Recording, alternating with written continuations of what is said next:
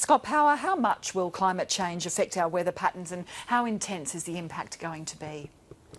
We've only been looking at the impact of climate change on El Nino in the tropical Pacific. So we've been examining projected changes from a very large number of the latest climate models that are available. So these climate models are mathematical models that represent the physics of the climate system.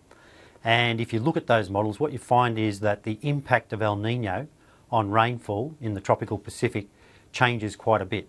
So normally in the current climate, El Nino tends to dry things out in the western Pacific, but it tends to make rainfall much greater in the central and eastern Pacific.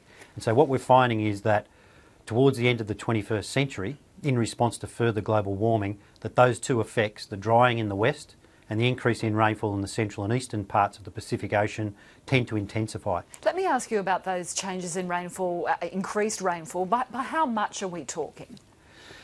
It depends on how large the El Nino event is, but you can get changes up to and beyond 30% increases in rainfall in particular regions.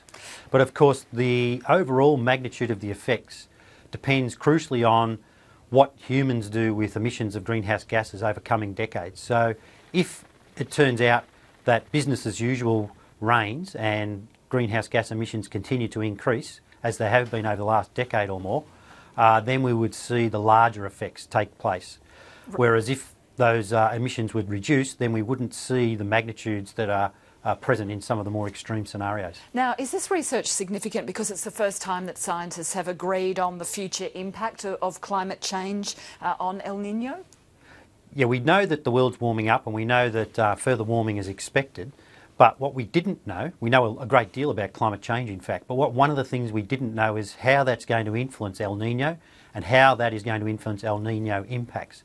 And so this is the first study where we've been able to uncover robust changes, or changes that are evident across a large number of models, and we've also seen it in the latest models, which are better than the models have ever been.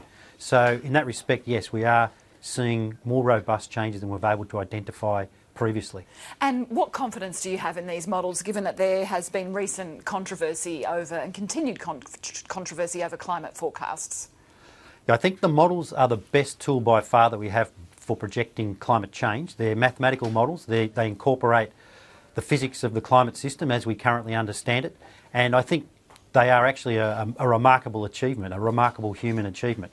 But having said that, they're not perfect, and so these aren't perfect insights into what's going on, but they are plausible. They are the best available current picture on what's actually going to happen over coming decades.